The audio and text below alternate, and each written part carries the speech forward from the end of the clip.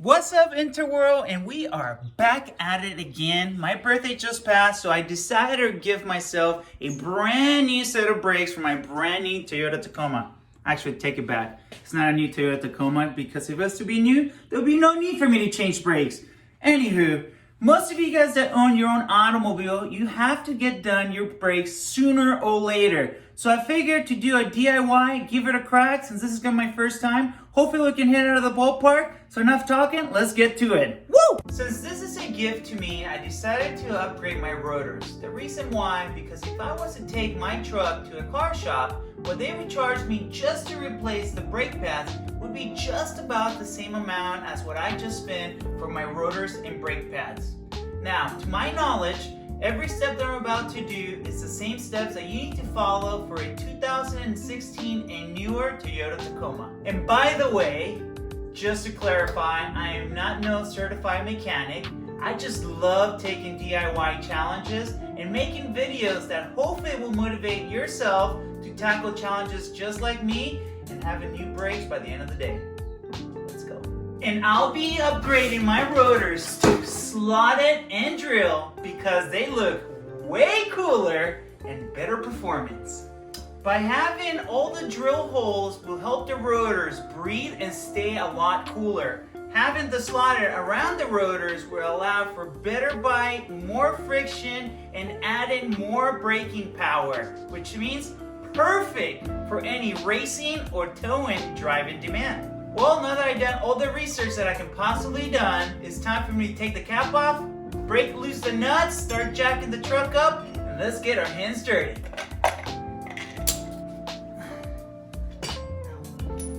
Alright, before jacking the truck up, make sure you put something in your rear tires. Alright, something as simple as a 2x4 will do the job to make sure your truck don't go anywhere. Now it's time to start putting this jack to use. Let's do this.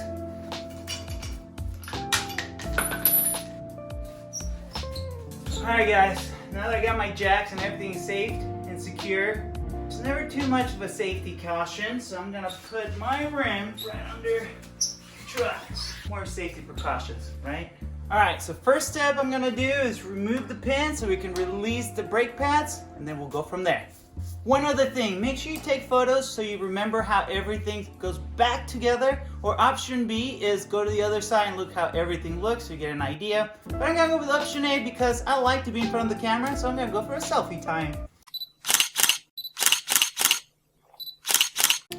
Alright, super simple. All I did is pop this two out, then this. Now we go off to the pins. Should slide right out.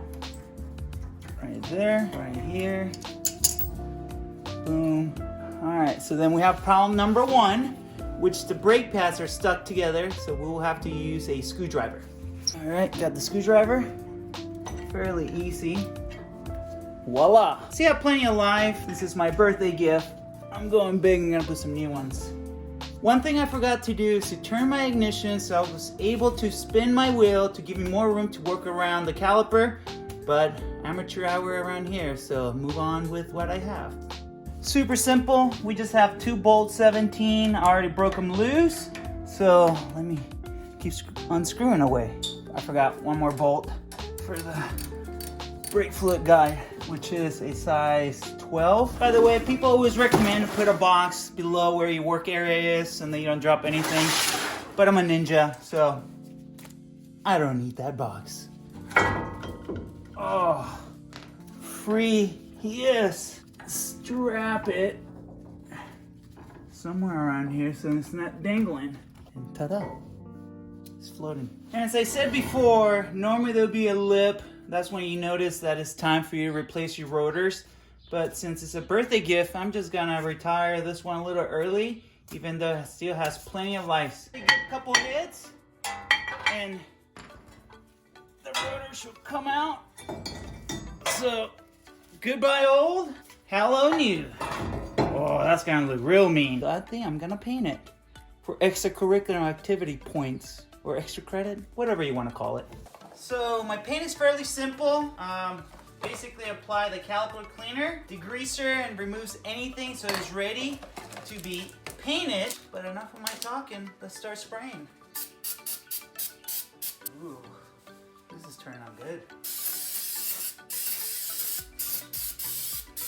So I better save some for the other side.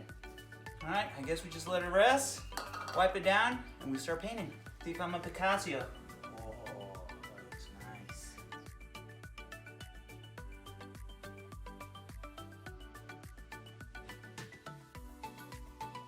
All right, so now we just wait.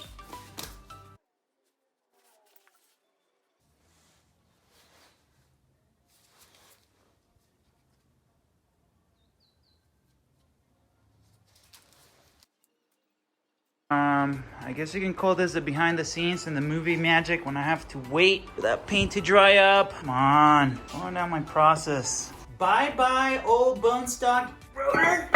Hello, aftermarket. So I was a little confused because I didn't have no instructions on which one was the left one and right one, which of course we have a pattern.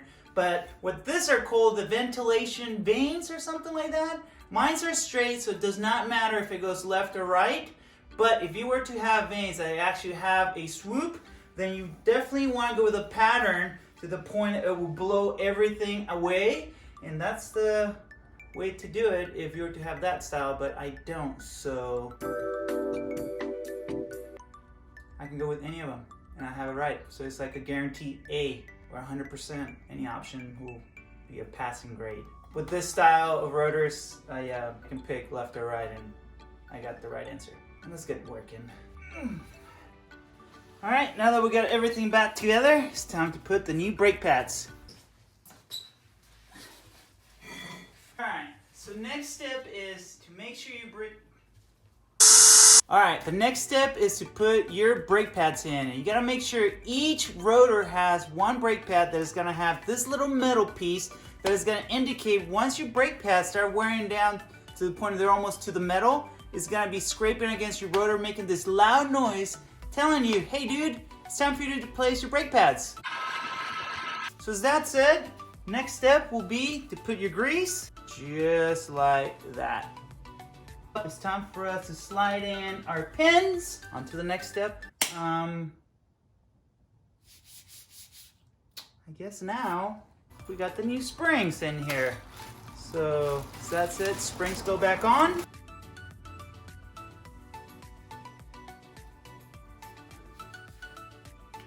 Alright, now back to this one. Which, by the way, give me this little pins, which I like this pins a little bit better. Nah, too soft. I'll go with this style. Boom, just like that. Everything's secure. All there's left to do now is put in that wheel and wishing that this brakes work. Put that wheel back on, and we are back in business. Or I think, because I haven't tested them. So let's not jump the gun. Let me put everything back together and then we'll talk.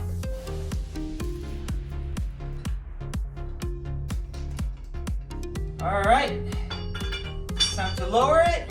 My truck is too tall. I have to add some wood to it. Well, might as well since I have the caps off. Nice little spit shine. Big shout out to Dan at ProComp for keeping me looking fresh. Well, there's only two things left to do before hitting the streets, and one of them is pumping your brakes. And then we'll move on to number two. I already forgot what's number two. Oh God, I have to look at my notes. You give it a couple pumps. Oh yeah, you can totally feel it now. And step number two will be make sure that you have all the brake fluids, which looks like I'm a max, so I'm good to go. So it's time to hit the road. Woo! Well guys, just like that, we got a brand new set of brake pads, new rotors, and that Honda red into that caliper that looks phenomenal. Ricardo Laguna, I'm off to my next DIY.